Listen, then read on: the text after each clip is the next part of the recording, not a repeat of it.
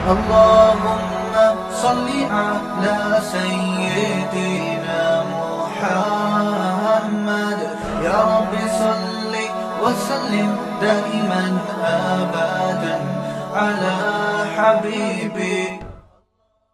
اللہ صلی اللہ علیہ وسلم نے ارشاد فرمایا مسلمان جو توحید پر جس کی موت واقع ہو اللہ نے جہنم کی آگ اس پر حرام کر دی ہے. اب اس حدیث کو اگر آپ دیکھو گے تو اس سے تو صاف پتہ چلتا ہے کہ صرف توحید پر موت ہونا کافی ہے, اعمال کی ضرورت بولو بھائی نہیں ہے. لیکن جب علماء سے پوچھیں گے تو علماء بتائیں گے نہیں بھائی اس سے ملتی جلتی دوسری حدیثیں بھی ہیں جس سے پتہ چلتا ہے کہ جو نماز نہیں پڑھتا اس کو یہ عذاب ہوگا, جو روزہ نہیں رکھتا اس کو یہ عذاب ہوگا. آپ کو پتہ ہے حضرت ابو ہریرہ رضی اللہ تعالی عنہ ایک مرتبہ وہ جا رہے تھے تو انہوں نے حضرت عمر رضی اللہ تعالی عنہ ان کو ملے, وہ حدیث سناتے جا رہے تھے سب کو, من قال لا الہ الا اللہ دخل الجنہ, جس نے کہا کہ اللہ کے سوا کوئی عبادت کے لائق نہیں وہ جنت میں داخل ہوگا. وہ حدیث سنا رہے ہیں سب.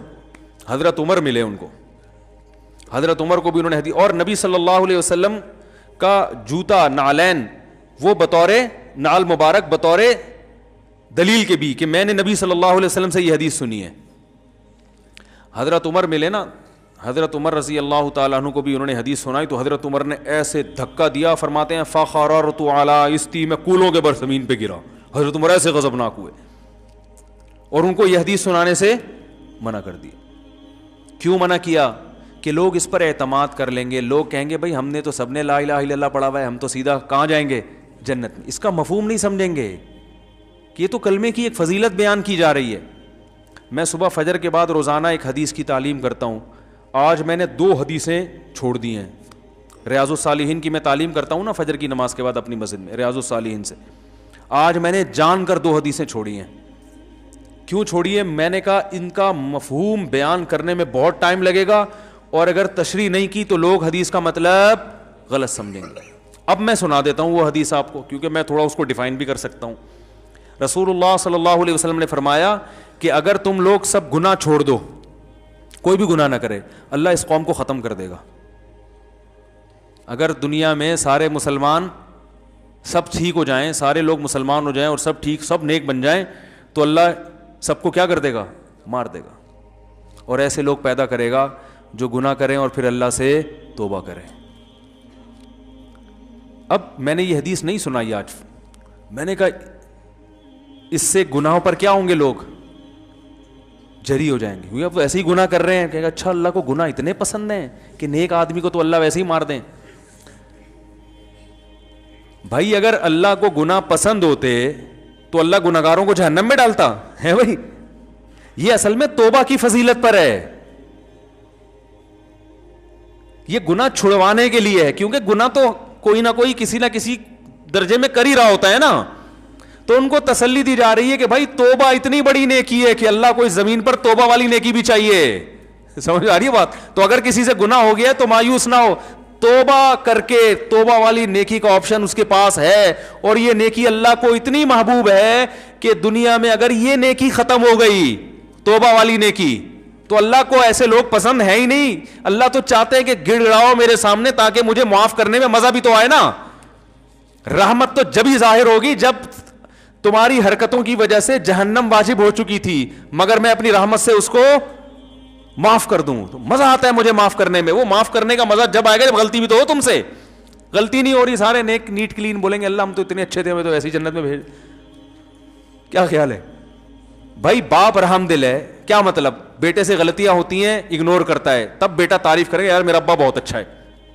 اگر آپ صبح شام ابا ابا کرتے رہتے ہو, ہر وقت ابا کی خدمت میں, ابا کے پاؤں دبا رہے ہو, ابا کی شلوار استری کر رہے ہو, ابا کی قمیض استری کر رہے ہو, ابا کی پگڑی استری, اگر پگڑی پہنتے ہیں, آج کل کے ابا پگڑیاں کہاں پہنتے ہیں, تو پینٹ استری کی آپ نے ابا کی, سارا خیال ہر وقت ابا میرے ابا میرے ابا. تو ابا نے بھی آپ سے ذرا تمیز سے بات کر لی, میرا بیٹا بہت اچھا, تو آپ بولے کہ بھائی ہم بھی ابا کے ساتھ اتنے اچھے ہیں تو ابا بھی ہمارے ساتھ ظاہر اچھا ہی. آج کل کون ابا کے ساتھ اچھا ہوتا ہے؟ تو میں جب اتنا اچھا ہوں تو ابا کا اتنا حق تو بنتا ہے کہ ہمیں بھی ابا اپریشیٹ کریں. لیکن آپ نالائق, اور باپ ہر جگہ آپ کے آگے آ کے کھڑا ہوتا ہے, کہہ رہا ہے بھائی نالائق ہے لیکن ہے تو اپنا ہی نا. کیا خیال؟ پھر آپ میں اگر غیرت ہوگی تو آپ باپ سے محبت کرو گے. یار ابا نے میری بڑی بڑی غلطیوں کو معاف کیا, آج میں اگر اس اسٹیج پہ پہنچا ہوں تو میری غلطیوں پہ ابا نے پردہ بھی ڈالا ہے, مجھے لوگوں کے سامنے ذلیل بھی نہیں کیا. جب لوگوں کے ساتھ آتا ہوں تو تعریف کرتے ہیں میرا بڑا ہونہار بیٹا ہے, حالانکہ مجھے پتہ ہے میں کیسا ہوں. ایک وقت آئے گا آپ کا دل ابا کے لیے پگھل جائے گا. تو اللہ پتہ ہے کیا چاہتے ہیں بندوں سے؟ اللہ کہتے ہیں یار نماز بھی پڑھو, روزہ بھی رکھو, سب کچھ ہے, لیکن پہلے محبت تو کرو. یہ خشک نمازیں نہیں چاہیے اللہ کو, یہ خشک روزے نہیں چاہیے. اللہ کو چاہیے اللہ کی محبت میں دھڑکنے والا دل.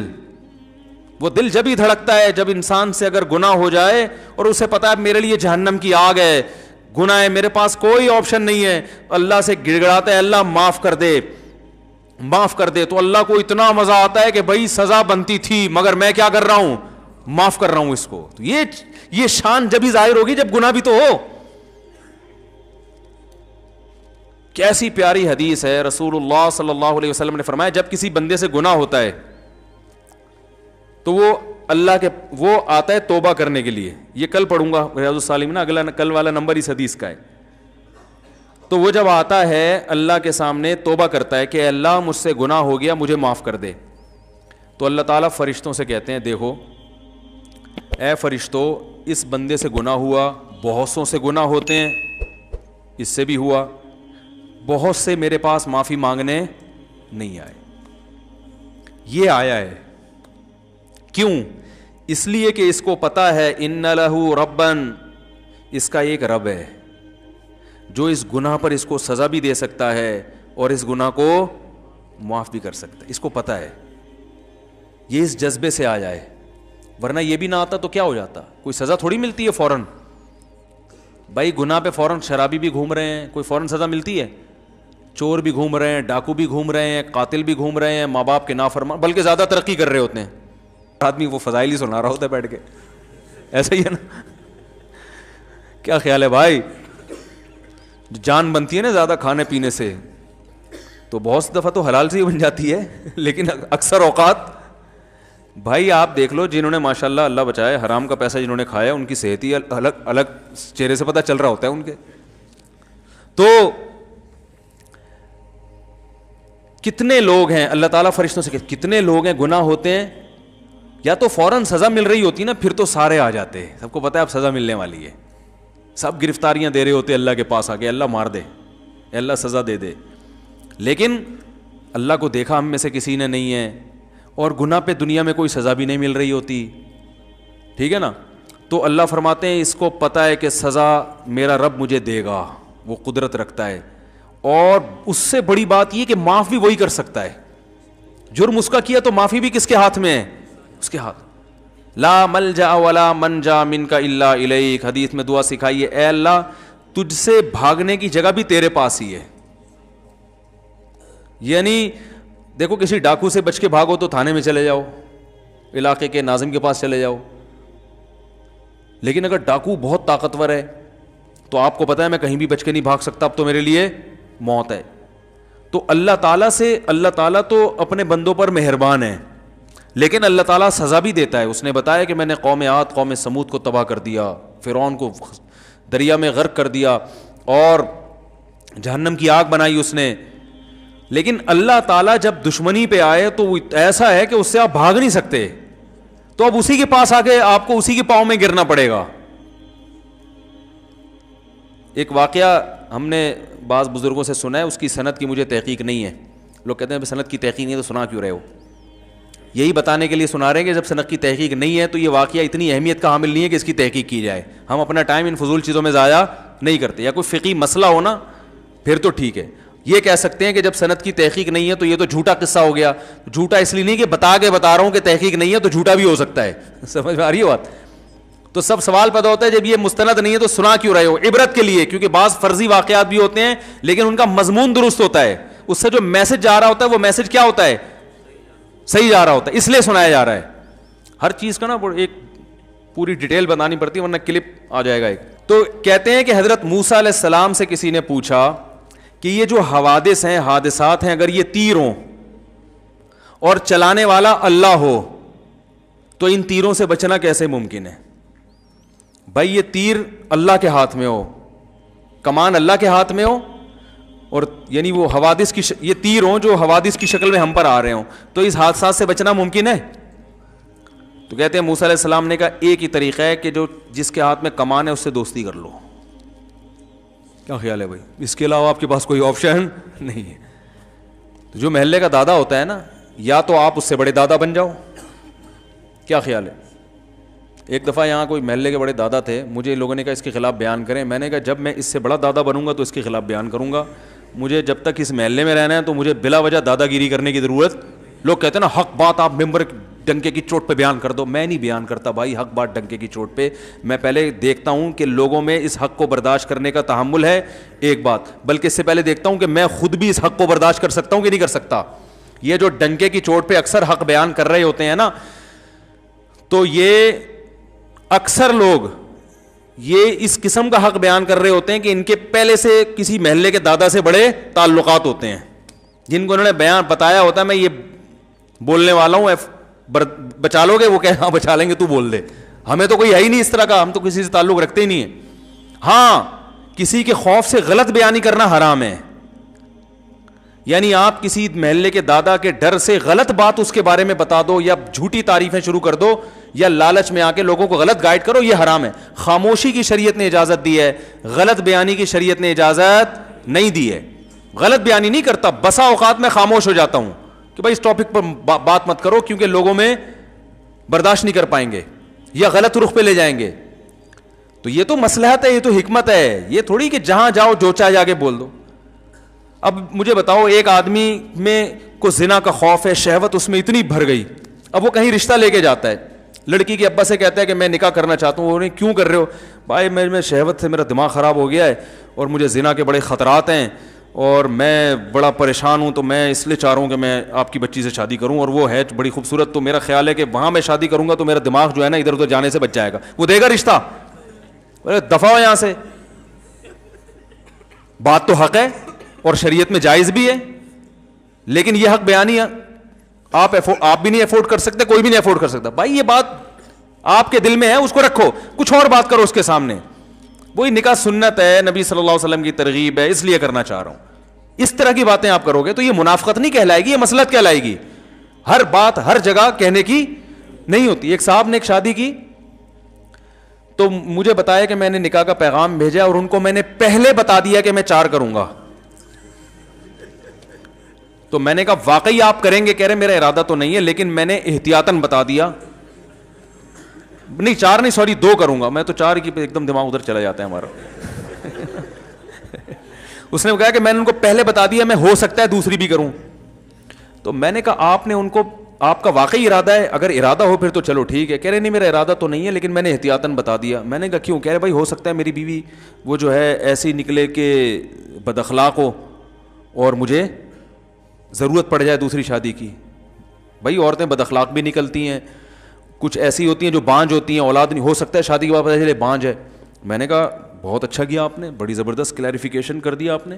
میں نے کہا لڑکی کے ابا کو میں کہوں گا کہ آپ کو بھی بتا دیں کہ ہو سکتا ہے ہم آپ سے طلاق لے لیں. بھائی ہم شادی تو کر رہے ہیں لیکن اس بات کا امکان ہے کہ ہم آپ سے طلاق لے کے اس کی کہیں اور شادی کر دیں. آپ پوچھو کیوں؟ بھائی ہو سکتا ہے آپ چرس ہی نکلو.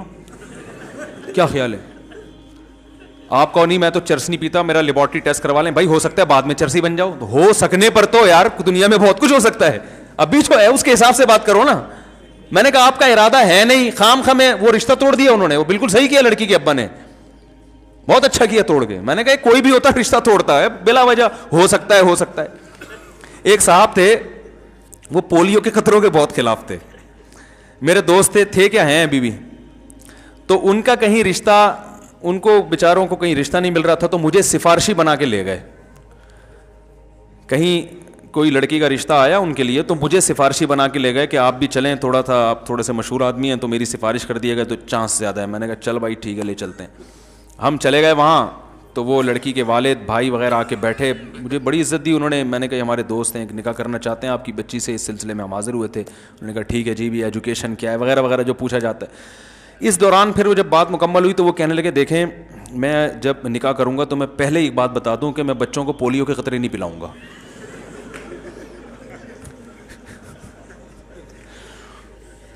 ابے میں سر پکڑ کے بیٹھ گیا یوں کر کے. اب میں اس کو یوں اشارہ بھی نہیں کر رہا کہ میں یوں کروں گا تو وہ بولیں گے یہ آپس میں ان کا پہلے سے کوئی پری پلان ہے کہ میں یوں بولوں گا تو یوں بولنا. اب میں دیکھ نہیں رہا اس کی طرف.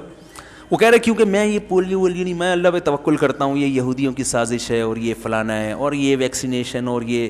ابے تو شادی تو ہونے دے, بچے تو ہونے دے اللہ کے بعد. انہوں نے ہاں ابھی کی نہیں ہے تو میں نے پھر وہ انکار ہو گیا اور ہونا تھا انکار. میں نے پھر اس کو بول لتاڑا, یار تم نے کیا کہہ رہے بھائی, ہم تو پہلے سے تاکہ بعد میں جھگڑا نہ ہو. یہ وہ لوگ ہیں جو ڈنکے کی چوٹ پہ حق بیان کرتے ہیں. ڈنکے کی چوٹ, اب بھائی تم نے نہیں پلانے تھے اللہ کے بندے. تو وہ پولیو سے اتنا وہ نہیں ہوئے پریشان, وہ اس سوچ سے ہو گیا کہ یار یہ فنڈامنٹلسٹ کی انتہا ہے. یہ تو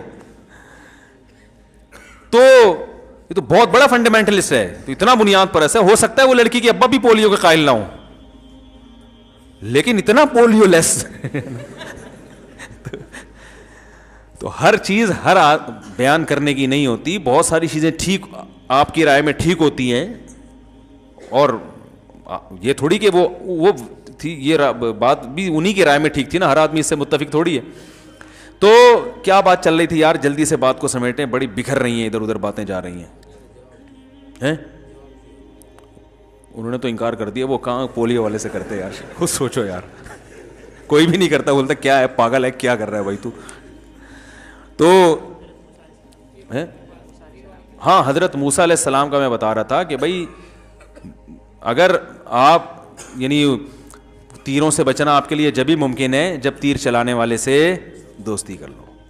تو جب تیر چلانے والے سے دوستی کرو گے تو معاملہ سیٹ ہو جائے گا. تو اللہ کا معاملہ بھی ایسا ہے کہ حدیث میں آتا ہے جب کوئی گناہ کرتا ہے تو اب اس کے پاس آپشن کیا ہے, اللہ سے بچ کے جانا کس کے پاس ہے, اللہ ہی کو منانا ہے کہ اللہ تجھے ستایا تو اب تو ہی معاف کر سکتا ہے. تو اللہ کو یہ ادا اتنی پسند آتی, گناہ کرنا پسند نہیں آتا اللہ کو, غضب آتا ہے اس پہ, گناہ سے پلٹنا پسند آتا ہے. اب اس نیت سے کوئی گناہ کرے کہ میں پہلے گناہ کروں گا تاکہ پلٹ کے اللہ کو راضی کروں, تو وہ بیوقوف ہے. بھائی اس کی مثال علماء یہ دیتے ہیں کہ جب آپ کا زخم بھرتا ہے تو والدین خوش ہوتے ہیں نا, آپ بھی خوش ہوتے ہو, لیکن آپ اس نیت سے زخمی کرو اپنے آپ کو دوبارہ کہ پہلی دفعہ جب مجھے زخم ہوا تھا تو جب میں ٹھیک ہوا تھا تو بڑی خوشی ہوئی تھی, اب میں دوبارہ اپنے ہاتھ کاٹتا ہوں تاکہ میں ٹھیک ہوں تو مجھے خوشی ہو. تو یہ پرلے درجے کا بیوقوف ہے, حماقت. ابے بھائی تو پہلے سے ٹھیک ہے تو خراب کیوں کر رہے اپنے آپ کو. تو اسی طرح علماء کہتے ہیں گناہ ہو گیا تو توبہ کرو, توبہ کی نیت سے گناہ کرنا یہ پرلے درجے کی حماقت اور بیوقوفی ہے. اس کے بہت نقصانات ہیں, وہ نقصانات کیا ہیں ایک الگ ٹاپک ہے. تو اللہ کو توبہ اتنی پسند, حدیث میں آتا ہے جب توبہ کرتے ہیں اللہ کہتے ہیں دیکھو اس کو پتہ ہے کہ میں ہوں معاف کرنے والا, تو اللہ کیا کرتے ہیں, معاف کرتے ہیں. فرشتوں سے کہتے ہیں گواہ رہو. نبی نے فرمایا پھر دوبارہ اس سے غلطی ہو جاتی ہے. اب یہ پھر پریشان ہوتا ہے, یار میں نے تو اللہ سے معاہدہ کیا تھا اب نہیں کروں گا, اب دوبارہ ہو گیا. تو یہ پھر اللہ کے پاس آتا ہے, اللہ معاف کر دے. تو اللہ کہتے ہیں دیکھو دوبارہ غلطی ہوئی ہے, اب یہ پہلے سے بھی بڑا جرم ہے, ایک تو گناہ, اوپر سے اللہ سے کیا ہوا ایگریمنٹ توڑا اس نے, لیکن اس کو پتہ ہے اس گناہ پر بھی سزا دے گا کون, اللہ, اور معاف کون کر سکتا ہے, اللہ. تو اس جذبے سے دوبارہ معافی مانگ رہا ہے, بار بار آتا ہے, بار بار معافی مانگتا ہے. اللہ ہر دفعہ فرشتوں کو یہ کہہ کے معاف کرتے ہیں اس نے نہ مجھے دیکھا نہ میرے عذاب کو دیکھا. اس گڑگڑانے کو اللہ پسند کرتے ہیں. تو اس لیے حدیث میں آتا ہے سارے اگر نیک پرہیزگار بن جائیں اللہ سب کو ختم کرے گا, ایسے لوگ پیدا کرے گا جو غلطی کریں اور پھر اللہ سے توبہ کریں. اس کا مطلب یہ نہیں ہے کہ اب آپ غلطیاں, کیونکہ ہم میں سے ہر شخص بہت سی غلطیاں کر چکا ہے, اب آپ کو نئی غلطی جو ہے نا معاشرے میں جو ہے وہ اس کا تعارف کروانے کی ضرورت نہیں ہے. تو توبہ کی ترغیب ہے, یہ غلطیاں کرنے کی ترغیب, اس کو نبی صلی اللہ علیہ وسلم نے اس انداز سے ڈیفائن کیا ہے, اس انداز سے سمجھایا ہے تاکہ توبہ کی, ورنہ ایسا ہوگا نہیں. تو یہ توبہ کی اتنی بڑی فضیلت ہے. اب اگر آپ ادھوری حدیث سنیں گے نا تو فوراً لوگوں کا ذہن کہاں جاتا ہے, گناہ کی طرف, کہ یار گناہ کوئی اتنی بڑی چیز نہیں ہے. بھائی گناہ بہت بری چیز ہے, قتل پر کتنی شدید وعیدیں, نماز قضا کرنے پر. زنا اللہ کو اگر پسند ہوتا تو اللہ یہ کہتے کہ زانی کو چوک میں کھڑا کر کے 100 کوڑے مارو. اللہ تو ستار ہے نا, گناہوں پہ پردہ ڈالنے والا, لیکن زانی کا جرم گواہوں سے ثابت ہو گیا, اللہ کہتے ہیں نا نا نا, چوک پہ لا کے اس کو 100 کوڑے مارو. شادی شدہ تو سنسار کر دو, پتھروں سے مار کے ہلاک کر دو. اس سے پتہ چلتا ہے اللہ کو گناہ پہ ذرا بھی خوشی نہیں ہوتی, گناہ سے توبہ پہ خوشی ہوتی ہے اللہ تعالیٰ کو. تو میں یہ عرض کر رہا تھا کہ چاہے حدیث ہو, چاہے میڈیکل سائنس کی کوئی خبر ہو, چاہے سیاست کی کوئی خبر ہو, یا ملک میں کوئی ایسی خبر ہو کہ یہ ہونے والا ہے, تو وہ خبر ہمیشہ متعلقہ امور کے جو ماہرین ہیں ان تک لوٹائی جائے گی, ان سے ریسرچ کی جائے گی. آپ بتائیں ڈاکٹر صاحب, یہ جو گردوں کے بارے میں ایک خبر آئی ہے کہ انسان کے 3 گردے ہوتے ہیں اور واٹس ایپ پہ بڑی گھوم رہی ہے, آپ اس سے متفق ہیں یا نہیں ہیں؟ ٹھیک ہے نا, ٹھیک ہے. اور فلاں جو خبر آئی ہے کہ کوئی حکمت سے متعلق ہو تو کسی بڑے حکیم سے پوچھا جائے, یا سیاست سے متعلق ہو تو جو سیاسی امور کے ماہرین ہیں ان سے پوچھا جائے. تو جس کسی شخصیت سے متعلق خبر ہو تو اس شخصیت سے پوچھا جائے, اس شخص سے پوچھا جائے کہ آپ خود اس بارے میں کیا کہتے ہیں, آپ نے ایسا کہا ہے. کسی ادارے کا فتویٰ ہو تو اس ادارے سے پوچھا جائے کہ آپ نے واقعی ایسا فتویٰ دیا بھی ہے یا نہیں دیا. تو جب پتہ چلتا ہے, تو یہ بھی ایک ایسی چیز ہے, بات کو میں سمیٹ کے ختم کرتا ہوں بس, کہ بغیر تصدیق کے آگے خبریں پھیلانا یہ بھی ایک ایسی چیز ہے جس سے معاشرے میں محبت پھیلتی ہے نا, اس سے نفرت کی آگ لگتی ہے, ایک دوسرے کے خلاف بدگمانیاں, لڑائیاں, جھگڑے اور ایک طوفان بدتمیزی. یہ سب چیزیں اسلام نے کیا کی ہیں, حرام کی. اور پھر ایک آیت اور سورہ حجرات کی پڑھ دوں. اللہ نے فرمایا نا کہ بغیر, سورہ حجرات کا پہلا حکم کیا تھا, ادب احترام. دوسرا حکم کیا تھا, بغیر تصدیق کے خبریں نہ پھیلایا کرو. تیسرا حکم, مسلمانوں کی 2 جماعتیں آپس میں لڑ پڑیں تو تیسری بھی جماعت لڑے, سلو کراؤ. تو اگر یہ مسلمانوں کی 2 جماعتیں میدان جنگ میں لڑیں تو بھی سلو ہے, یوٹیوب پہ لڑ پڑیں تو بھی کیا ہے, فیس بک پہ لڑ پڑیں تو بھی, بولو نا بھائی سلو کراؤ یار. بولو بھائی نہیں وہ ایسا نہیں تھا, وہ ان کا مطلب یہ نہیں تھا. ان کو بولو نہیں بھائی وہ ایسا نہیں تھا, ان کا مطلب. حدیث میں تو یہاں تک آتا ہے, لیس الکذاب الذی یکذب لیصلح بین الناس, وہ جھوٹا نہیں ہے جو لوگوں میں سلو کرانے کے لیے جھوٹ بولے. اللہ کیا اس کو جھوٹا شمار, اور ہم سچ تو بول نہیں سکتے, توڑوانے کے لیے جھوٹ بولتے ہیں. تو لوگوں میں علماء بھی داخل ہیں, عوام بھی داخل ہیں, میاں بیوی بھی داخل ہیں, اولاد بھی داخل ہے, والدین کا اولاد سے رشتہ دار آپس میں بھی داخل ہیں. تو اس میں تو ہمیں جھوٹ, اگرچہ بہت سے علماء کی رائے سری جھوٹ مراد نہیں, اس سے گول مول کلام, وہ کچھ اور مطلب سمجھے, آپ کچھ اور. تو اس کی جب ہمیں اجازت کیا ترغیب دے دی گئی ہے, تو جھوٹ بول کے لڑوانے کی, بغیر تحقیق کی خبریں پھیلا کے لڑوانے کی کہاں سے ہمیں اجازت ہوگی. تو اس لیے اللہ نے فرمایا انما المؤمنون اخوۃ فاصلحوا بین اخویکم, مومنین آپس میں بھائی ہیں, ان کے درمیان آپس میں سلو کراؤ. اور آگے پھر اللہ نے بہت سارے احکام دیے, تجسس مت کرو, ٹوہ میں مت لگو کسی کی, کوئی نجی زندگی میں کیا کر رہا ہے اس میں مت گھسو. کہاں جاتا ہے وہ, آفس سے آنے کے بعد لیٹ گھر کیوں آتا ہے, کدھر جا رہا ہے, میں ذرا دیکھوں یہ بندہ جاتا کہاں ہے, وہ تمہیں کیا کرنا ہے یار, کہاں جاتا ہے بھائی. ایک آدمی نے کسی سے پوچھا تیری بیوی بدصورت ہے خوبصورت ہے, اس کو غصہ آیا کہ تو کیوں پوچھ رہا ہے, کہہ رہے جنرل نالج کے لیے. تو جنرل نالج کے لیے کہ عنوان سے گھروں میں گھس رہے ہیں لوگ, نجی زندگیوں میں. نبی صلی اللہ علیہ وسلم نے فرمایا اگر کوئی شخص تمہارے گھر میں جھانکے, ابھی گھسا نہیں ہے, گھسا نہیں ہے, جھانکے پرمیشن کے بغیر, فرمایا اس کی آنکھ پہ پتھر مارو, اس کی آنکھ پھوڑ دو. یعنی سوری, یہ نہیں فرمایا کہ آنکھ پھوڑ دو, فرمایا کسی نے پتھر اٹھا کے آنکھ پھوڑ دی تو زمان نہیں ہے, پھوڑنے کے لیے نہیں ہے, اس نے تو ویسے ہی پتھر اڑا لیا کہ میرے گھر میں جھانک کیوں رہا ہے, ویسے ہی پتھر مارا اور اتفاق سے کیا ہو گیا, کوئی زمان نہیں ہے. یہ حدیث میں آتا ہے. کتنی شدید وعید ہے کہ ابھی گھسا نہیں ہے, صرف جھانک رہا ہے. وجہ کیا ہے کہ بھائی جب وہ اس کی پرائیویٹ زندگی, آپ کیوں اس پہ الجھ رہے ہو. اور آپ بتاؤ ہمارے یہاں یوٹیوب پہ جب کسی کو عزتوں کو اچھالا جاتا ہے تو ان کے گھریلو حالات ڈسکس کیے جاتے ہیں کہ نہیں. ابے فلاں نے اپنی بیوی کو طلاق دے دی ہے, پتہ ہے کیوں دی ہے, ابے فلاں تو فلاں کی لیڈی کو لے کے بھاگ گیا, ابے یہ جو فلاں نے شادی کی, میں مجھے پتا ہے سیٹنگ کی شادی ہے یہ. بھائی اتنی باتیں, اتنی باتیں, اتنی باتیں, گھروں میں گھس رہے ہیں, ریکیاں کر رہے ہیں, یہ کہاں سے آ رہا ہے, کدھر جا رہا ہے, یہ کیا کر رہا ہے, یہ کیوں کر رہا ہے, یہ نجی زندگی لوگوں کی تبصرہ. اچھا پھر اس میں بھی یہ اکثر یہ کیا ہوتا ہے کہ یہ جو مشہور لوگ ہوتے ہیں نا, ان کی میاں بیوی میں علیحدگی ہوتی ہے تو ان کی عورتیں آ کے پھر کلپ ریکارڈ کرواتی ہیں, انٹرویو دیتی ہیں, میرے میاں نے یہ ظلم کیا, میرے میاں نے یہ ظلم کیا. لوگوں نے میاں کو گالیاں دی ہوئی ہوتی ہیں نیچے. او بھائی یہ تمہیں کیا پتا کیا بھی ہے کہ نہیں کیا, یا کبھی میاں کے ریکارڈ کروا رہا ہوتا ہے ہم دونوں کا رشتہ. جو مشہور شخصیات ہوتے ہیں نا جو پہلے سے میڈیا پہ آ رہے ہوتے ہیں, وہ اصل میں ایکچولی یہ ہوا تھا, یہ یوں کر رہی تھی, تو عورت کو گالیاں دے رہے ہوتے ہیں لوگ. چھوڑو مٹی ڈالو بھائی, او بھائی علیحدگی ہو گئی, میاں بیوی تو بھاڑ بجائے, ہمیں کیا کرنا ہے. اتنا گھستے ہیں, ہر گھر کی خبر, اس گھر میں یہ ہو رہا ہے, اس گھر میں یہ ہو رہا ہے, فلاں کی بیٹی پردہ کرتی ہے, فلاں کی بچے کی اتنی سیٹنگ چل رہی ہے, فلاں یہ کرتا ہے, فلاں وہ کرتا ہے. تو جو بھی کر رہا ہے بھائی, آپ سے اس کے بارے میں سوال نہیں ہوگا. اللہ نے فرمایا ولا تجسسوا, جاسوسی مت کرو. صرف جاسوسی جنگ کے موقع پر جائز ہے, سمجھ رہے ہو, خفیہ ایجنسیوں کے لیے جاسوسی جائز ہے, وہ بھی آپ کی نجی زندگی کی نہیں, بلکہ یہ کہ یہ اتنی ایکٹیویٹیز نوٹ کرنا کہ بھائی کنٹری کے خلاف تو کوئی کام نہیں کر رہا. ایجنسی والے گڑبڑ پتہ ہے کیا کرتے ہیں, وہ آپ کی جو جیسے اس کو کسی آفیسر نے ذمہ داری لگائی نا کہ فلاں مولانا صاحب آج کل بڑے چہک رہے ہیں, دیکھو کہیں یہ را کا ایجنٹ تو نہیں ہے, یہ کہیں جو ہے نا کوئی اور ملک کے خلاف تو نہیں ہے, ذرا اس کی تحقیق کرو. وہ ایجنسی والا کیا کرے گا, نجی زندگی میں گھس جائے گا, آپ کے لیپ ٹاپ نکال کے آپ کی بیوی کی تصویریں دیکھنا شروع کر دے گا. اور کیا کرے گا, وہ ہر وہ سارے گھریلو راز جاننے کی کوشش میں اس کا غلط فائدہ اٹھا رہا ہے. وہ یہ بہت ہوتا ہے لوگوں کے ساتھ. کوئی مشہور شخصیت ہے, کوئی سیاستدان ہے, اس کے بارے میں انکوائری ایجنسی والے کرتے ہیں تو اتنی محدود نہیں رکھتے کہ بھائی بس اتنا دیکھ لو ملک کے خلاف ہے نہیں, اس کے گھر میں گھسنے کی کیا ضرورت ہے تمہیں. میں پہلے میرے پیچھے ایجنسیز بہت لگتی تھیں, اب تو شکر ہے ان کو اطمینان ہو گیا, یہ ملک کے خلاف نہیں. ہم خدا کی قسم بہت سو سے زیادہ اس ملک سے محبت کرتے ہیں, اور یہ صرف ہوائی دعوے نہیں ہیں.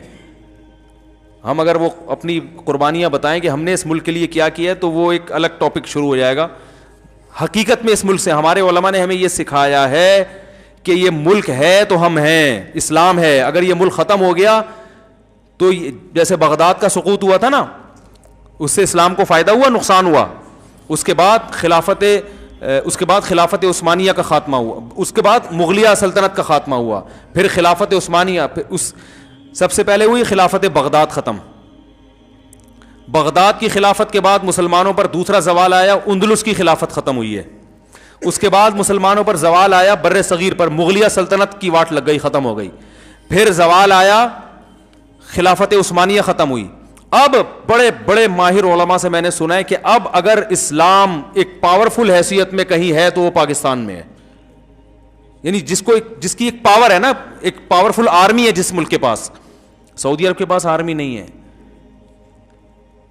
ترکی کے پاس آرمی ہے, مگر وہاں اسلامی شعار اتنے زیادہ نہیں ہے. 50% طیب اردگان جب تک ہے تو ہے, اگر اللہ نہ کرے اس کو شکست ہوگی تو پھر لبرل حکومت آ جائے گی. بالکل ہی, یعنی ان کے آئین میں اسلام نہیں ہے. ہمارا تو آئین اسلامی ہے بھائی, ہم تو اس سے پیچھے نہیں ہٹ سکتے. ٹھیک ہے درجنوں خرابیاں ہیں, لیکن آئین میں یہ پہلی شق ہے کہ قرآن و سنت کے منافی کوئی قانون نہیں بنے گا. آگے جتنی قانون سازی ہوگی اس کے مطابق ہوگی, وہ اگرچہ نہیں ہو رہی لیکن ریڑھ کی ہڈی میں اسلام شامل ہو گیا ہے. تو ہمارا یہ عقیدہ ہے کہ اب اگر اللہ نہ کرے پاکستان کو کچھ ہوا تو یہ ایسا سقوط ہوگا کہ اس کے بعد اٹھنے کے قابل نہیں رہیں گے. بہت سارے ملک مصیبتوں سے پاکستان کی وجہ سے بچے ہوئے ہیں. تو وہ کیا ہوتا تھا کہ میرے گھر آ کے بیٹھتے تھے اور کیا کر رہے ہیں, درازوں میں گھس رہے ہیں, الماریوں میں گھس رہے ہیں. او بھائی تم درازوں میں الماریوں میں کیوں گھس رہے ہو؟ تم بالفرض اگر ایجنسی کے آدمی ہو, تمہیں حکومت نے یہ, میرے 10-15 سال پرانی بات ہے جب دہشت گردی عروج پر تھی نا, تو وہ ان کی ذمہ داری بھی تھی, دیکھیں جو مشہور لوگ ہیں ذرا ان کو. تو بھائی ٹھیک ہے آپ گھسو, لیکن ڈراز میں کیوں گھس رہا ہے بھائی تو؟ یہاں کے بم رکھا ہوا ہوگا کہ یہاں پہ وہ کیا ہے, اپنی ٹھڑک. ایجنسیوں نے ان کے ذمہ یہ ٹچے ہوتے ہیں, چھوٹے چھوٹے جو ہوتے ہیں نا, گھوم رہے ہوتے ہیں. ایجنسی میں جو آفیسر ہے اس نے ان کو یہاں تک جانے کی اجازت نہیں دی ہوتی, لیکن وہ اپنی ذاتی کے راز پہ مطلع ہو جاؤں کسی طرح, پھر میں ذاتی طور پہ بلیک میل کروں گا. سمجھ رہے ہیں نا, کمپیوٹر میں گھس رہا ہے, کبھی کیا کر رہا ہے, کیا میں اندازہ ہو جاتا ہے بندہ ٹھیک نہیں ہے. یہ بھی ممکن ہے ایجنسی کا نہ ہو, ویسے ہی کوئی بندہ آ گیا ہو, آپ کسی کو مہمان کے طور پہ کمرے میں بٹھا کے جائیں اور وہ آپ کی ڈرازیں کھول کے چیک کرنا شروع کر دے. آپ چائے بنانے کے لیے گئے اور وہ, تو یہ گھٹیا اور نیچ حرکت ہے یا نہیں ہے بھائی؟ تمہیں یہاں بٹھا گئے ہیں, تمیز سے بیٹھو یار. ڈراز کھول کے دیکھ رہا ہے اور جو ہے وہ کمپیوٹر کھول کے دیکھ رہا ہے. آپ کسی کو موبائل پکڑا دو, فوراً ان باکس میں جا کے میسج پڑھنا شروع کر دے گا وہ.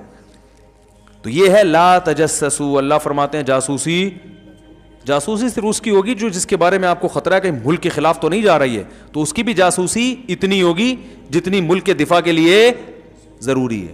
اس کی ختنے چیک کرنا شروع کر دیں آپ بیٹھ کے باقاعدہ. چلو ختنے اس نیت سے کہ کہیں ایسا نہ ہو کہ وہاں کا ایجنٹ ہو, وہ بھی چلتا ہے. تو یہ کر رہے ہیں لوگ یہ کام. تو یہ ہے تجسس, یہ اسلام میں کیا ہے؟ حرام ہے. ایک دفعہ کیا ہوا, ہمارے پڑوس میں نا کھڑکی کھلتی ہے, یعنی ہمارے مین گیٹ سے دوسری طرف, وہ ہماری کھڑکی نہیں, ان کی کھڑکی ہماری طرف کھلتی ہے, ہمارے گھر کی طرف نہیں, دروازے کی طرف. تو ادھر ٹی وی چل رہا تھا.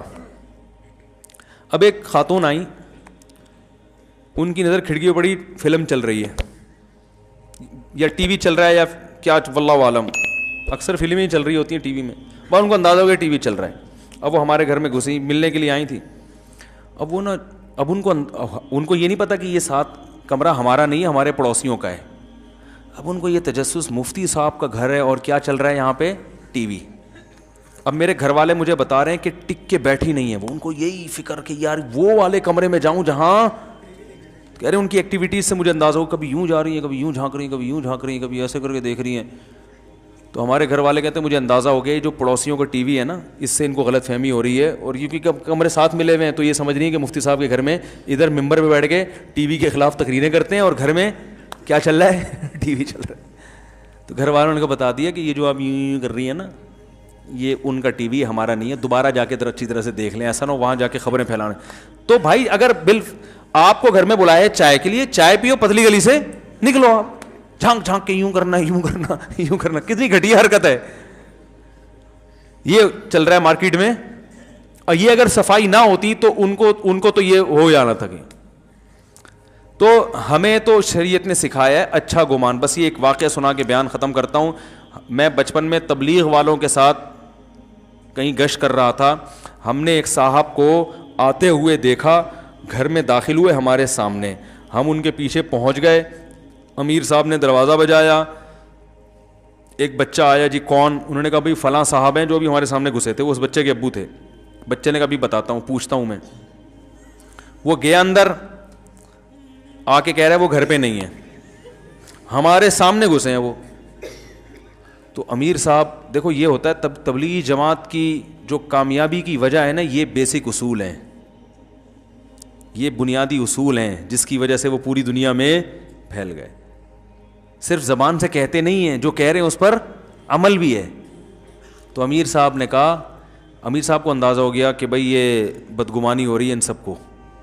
تو انہوں نے کہا دیکھو مسلمان, ہم تبلیغ کرنے نکلے ہیں نا, تو پہلے خود تو عمل کریں.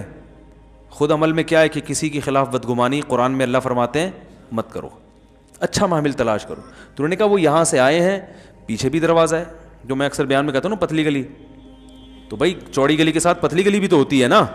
بھائی وہ آئے ہوں, پانی پیاؤ اور اس دروازے سے نکل کے باہر چلے گئے ہوں, تو بچے نے آ کے کہا ہو کہ بھائی نہیں ہے گھر پہ, تو عین ممکن ہے. اور واقعی ایسا ہوتا بھی ہے. بعض دفعہ انسان بھاگا بھاگا ایک دروازے سے آتا ہے, گھر میں پانی پیا یا واش روم گیا اور دوسرے دروازے سے فوراً نکل گیا. تو مجھے ان کا یہ جملہ بہت اچھا لگا اس واقعے میں. 12-13 سال کا تھا اس وقت سے مجھے یہ واقعہ ذہن سے نکلتا نہیں ہے. یہ ہے کہ ان بعض الظن اسم, اے ایمان والو بدگمانی مت کرو, اکثر گمان برے ہوتے ہیں, گناہ ملتا ہے اس پہ. اچھا محمل تلاش کرو بھائی, کہ ضروری تھوڑی جھوٹ بول رہا ہو, لیکن ہم کیا کرتے ہیں 99% امکان ہوتا ہے کہ سچ بول رہا ہے, لیکن 1% چانس ہوتا ہے جھوٹ بولا, تو ہم کہتے ہیں چھوڑو ایک نمبر کا وہ جھوٹ, ابے ہمیں پتا ہے جھوٹ بول رہا ہے. جلدی جلدی سوال کا جواب دے دیتے ہیں. بھائی میرے بھائی نے اپنی اہلیہ کو 3 طلاق دی, اب کہتے ہیں کہ حلالہ کر لیا, لیکن ہم نے کوئی تصدیق نہیں کی. کیا تصدیق کرانا ضروری ہے؟ بھائی دیکھو, ایک آدمی اگر اپنی بیوی کو 3 طلاقیں دیتا ہے, پہلی بات تو گناہ کرتا ہے, اکٹھی 3 طلاقیں دینا جائز نہیں ہے, لیکن طلاقیں واقع ہو جائیں گی. اس میں پورا مدلل ابھی کلپ بھی ریکارڈ کروانے والا ہوں انشاءاللہ. ایک چینل پہ ریکارڈ کروا چکا ہوں, مگر وہ چینل مشہور نہیں ہے تو کوئی سنتا ہی نہیں, دوبارہ سے ریکارڈ کرواؤں گا. میرے یہ علمی بیانات ہوتے, یہ جو میرے بیانات ہوتے ہیں نا, یہ واضح و نصیحت ہے, اس پر کسی کے علم کو نہ پرکھا کریں آپ بیٹھ کے, سمجھ رہے ہو. جو میرے جو تحقیقی بیانات ہیں یا میری تحقیقی مقالے ہیں وہ الگ ہیں, اس کا اسٹائل بولو بھائی الگ ہوتا ہے. ان کو مقالے میرے پڑھیں آپ, ریسرچ پہ تحقیقی جو مقالے میں نے لکھے ہیں, اس کے بعد آپ فیصلہ کریں کہ قدوری پڑھانے کی طاقت ہے یا نہیں. ہو سکتا ہے میں بالکل قدوری بھی نہ پڑھا سکتا ہوں, لیکن آپ پہلے ریسرچ کر لیں, اس کے بعد آپ فیصلہ کریں. واضح و نصیحت والے بیانات سے نہیں پرکھا جاتا کسی کی علمیت کو, وہ تحقیقی میدان وہ الگ ہوتا ہے. اچھا میرے بھائی, تو یاد رکھو جس نے بھی 3 طلاقیں دی بیوی کو, تو طلاقیں دے کے پہلی بات تو برا کام کیا, 3 جائز نہیں ہے. پھر عورت نے اگر حلالہ کیا ہے تو یہ پری پلان حلالہ تھا تو حرام ہے. پری پلان کا مطلب عدت گزرنے کے بعد اس خاتون نے کسی مرد سے نکاح کیا اور پہلے سے ایگریمنٹ کیا کہ آپ نکاح کے بعد ہم بستری کے بعد مجھے طلاق دے دو گے, تو یہ ایگریمنٹ کی وجہ سے یہ حلالہ کیا ہو گیا؟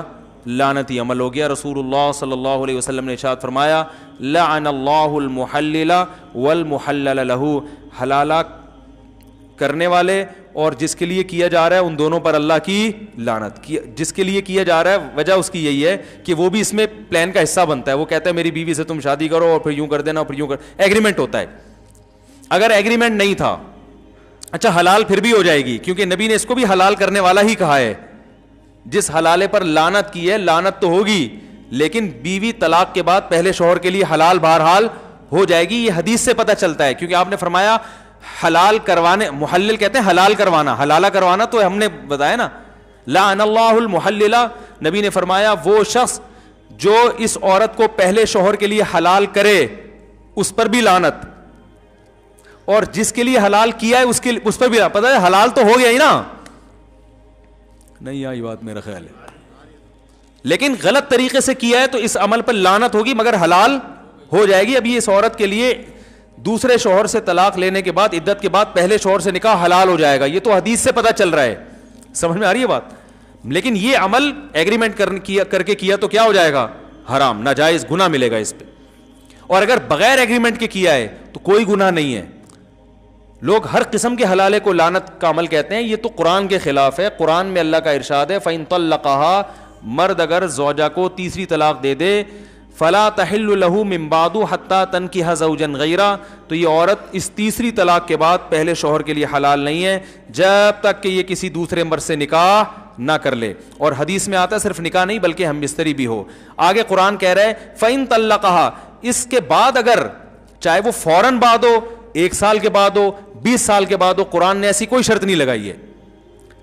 میں دوبارہ آیت پڑھ لوں, فَإِن طَلَّقَهَا, اگر شوہر نے تیسری طلاق دے دی, فلا تحل له من بعد, تو یہ عورت اس تیسری طلاق کے بعد شوہر کے لیے حلال نہیں ہے, حتیٰ, یہاں تک کہ, یعنی کب حلال ہوگی اللہ وہ وجہ بیان کر رہے ہیں, تنکیحا زوجن غیرہ, پہلے شوہر کے علاوہ کسی اور سے نکاح کر لے. فَإِن, پس اگر اس نکاح کے بعد, اور حدیث میں آتا ہے صرف نکاح نہیں بلکہ ہم بستری بھی, اس ہم بستری اور نکاح کے بعد فَإِن طَلَّقَهَا, یہ دوسرا طلاق دے دے, اگلی رات کو دے دے, 1 گھنٹے بعد دے دے, آدھے گھنٹے بعد دے دے, 15 منٹ بعد طلاق دے دے, 10 منٹ بعد طلاق دے دے, 10 سال کے بعد طلاق دے دے, ایسی کوئی تفصیل قرآن نے بیان نہیں کی ہے. چاہے 10 منٹ کے بعد طلاق دے دے, ہم بستری کی, ہم بستری کرتے ہی طلاق دے دے, اللہ فرماتے ہیں فَلَا جُنَاحَ عَلَيْهِمَا أَن يَتَرَاجَعَا, تو پرانے والے میاں اور اس پرانی بیوی جو ہے نا اس کی, ان دونوں کے لیے کوئی گناہ نہیں ہے اس میں, أَن يَتَرَاجَعَا, کہ یہ دوبارہ شادی کر لیں آپس میں. بات آ رہی ہے سمجھ میں؟ تو بھائی آپ غیرت اور کے جوش میں آ کے شریعت کو تبدیل کرنے کی کوشش نہ کریں. بہت سے لوگ کیا کرتے ہیں, وہ 3 طلاقوں کا جہاں مسئلہ ہے کہ بول حلالہ تو لعنت ہے, حلالہ تو یہ ہے, تو حلالہ کروا دیا, حلالہ کر. او بھائی جان, اگر قرآن, اگر یہ حلالہ لعنتی عمل ہوتا تو قرآن کیوں اس کو بیان کرتا؟ حدیث میں لعنت ہے, قرآن میں اس کی اجازت ہے, تو پتہ چلا حدیث والا حلالہ کچھ اور ہے, قرآن والا حلالہ کچھ اور ہے. پری پلان حلالہ ہے, وہ لعنت ہے. پلان یعنی پری پلان سے مراد ایگریمنٹ, ایگریمنٹ نہیں ہے. تو پھر اگر دوسرا شوہر ہم بستری کرنے کے فوراً بعد طلاق دے دے تو بھی عورت پہلے شوہر سے نکاح کر سکتی ہے. بات آ رہی ہے سمجھ میں؟ اچھا, یہ بھی جائز ہے کہ عورت نے پہلے سے ایگریمنٹ نہیں کیا, شوہر دوسرے شوہر ہیں جب بیوی سے ہم بستری کی, تو عورت کے لیے یہ بھی حلال ہے کہ فوراً طلاق مانگ بھی لے. اس کے ناجائز ہونے کی بھی قرآن و سنت میں کوئی دلیل نہیں ہے. طلاق عورت اگر بغیر کسی ریزن کے مانگے نا اپنے شوہر سے تو گناہ ہے. ایسی عورتوں کو منافقات میں شامل کیا گیا ہے جو جنت کی خوشبو بھی نہیں پائیں گی. لیکن اگر کسی ریزن کی وجہ سے مانگ رہی ہے تو اسلام میں یہ غلط, بولو نا بھائی, نہیں ہے. تو یہ بھی ایک ریزن ہے کہ میں اپنے پہلے شوہر کے پاس جانا چاہتی ہوں کیونکہ میرے اس سے بچے ہیں, تو یہ ریزن ہے ایک. بھائی میری یادیں اسی سے وابستہ ہیں. سوال پیدا ہو جب اس سے تھی تو نکاح کیوں کیا؟ بھائی اس لیے کیا کہ اس سے اجازت نہیں ہے نکاح کرنے کی, آپ سے اجازت تھی تو آپ سے کر لیا. بات آ رہی ہے سمجھ میں؟ اور یہ سوچا تھا کہ اچھے لگے تو رہوں گی, نہیں لگے تو نہیں, مجھے نہیں اچھے لگ رہے, مجھے آپ کے منہ سے گٹکے کی بدبو آ رہی ہے, کوئی بھی وجہ ہو سکتی ہے. اب اگر آپ یہاں تجاوز کرتے ہیں نا کہ نہیں یہ طلاق لے کے شادی نہیں کر سکتی, یہ اب قرآن پر کیا ہے, آپ اپنی عقل لڑا کے قرآن کے حکام کو کیا کر رہے ہو, چینج کر رہے ہو. بات آ رہی ہے سمجھ میں؟ تو اسی وقت طلاق لے کے, ہاں دوسرے پر جبر نہیں ہے, وہ کہیں میں نہیں چھوڑوں گا.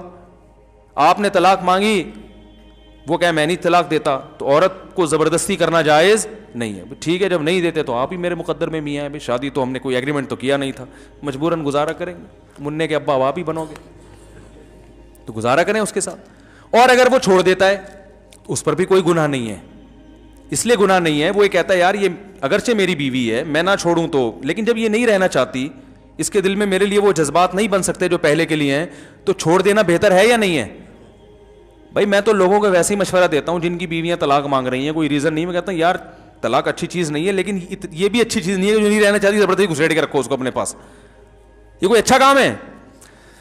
ابے کیا ہو گیا, او بھائی محبت کا رشتہ ہے, محبت سے رہو, ٹھیک ہے, نہیں رہ سکتے تمیز سے الگ ہو جاؤ نا.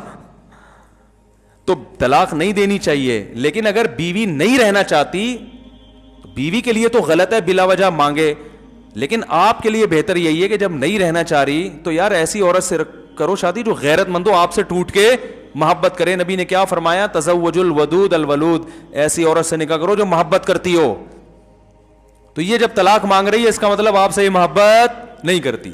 تو اگر آپ افورڈ کر سکتے ہو طلاق دینے کے بعد کہ بھائی مجھے دوسری مل جائے گی تو چھوڑ دو اس کو, اور اگر نہیں آپ کہیں یار میں تو اس سے بھی جاؤں گا ٹھیک ہے نا, مجھے ویسے ہی کوئی لفٹ نہیں کرائے گا معاشرے میں, پھر بے شک نہ چھوڑو. آپ بولو بھائی ٹھیک ہے تمہیں میں سمجھ میں نہیں آ رہا, لیکن مجھے تم ہی سمجھ میں آ رہی ہو, تمہارے علاوہ مجھے کوئی سمجھ میں, تو اختیار تو اللہ نے مرد کو دیا ہے نا, سمجھ رہے بھائی میں نہیں رہ سکتا, مجھے تم سے اتنی محبت ہے, تمہیں اگرچہ نہیں ہے, لیکن اب تو تم نے اپنی مرضی سے قبول ہے نا ہمیں, تو اب ہم تو تمہیں پہلے سے بھی زیادہ محبت ہو گئی, ہم نہیں چھوڑیں گے, جاؤ. تو بعض دفعہ مرد ایسا ہوتا ہے, ایک صحابی نبی کے پاس آئے, انہوں نے اپنی زوجہ کے بارے میں بتایا کہ کچھ ایسی حرکتیں بتائیں ان کی جو نازیبہ ہوتی ہیں, تو آپ صلی اللہ علیہ وسلم فرمایا ان کو طلاق دے دو. تو آپ نے حدیث کا مفہوم بیان کر رہا ہوں, آپ ان صحابی نے عرض کیا یا رسول اللہ میں بہت زیادہ محبت کرتا ہوں. آپ نے فرمایا ٹھیک ہے پھر مت دو. مطلب یہ کہ وہ عورت ایسی ہے کہ وہ رکھنے کے قابل نہیں ہے, لیکن اب تمہیں عشق کی حد تک محبت ہو گئی ہے, تو ایسا نہ ہو کہ برائی میں نہ پڑ جاؤ کسی نا, ایسی عورت کو چھوڑو گے تو اب تمہیں اس ڈیزائن کی دوسری ملے گی نہیں, وہ زیادہ خوبصورت تھی یا کیا مسئلہ تھا اس میں, تو پھر تمہیں وہی.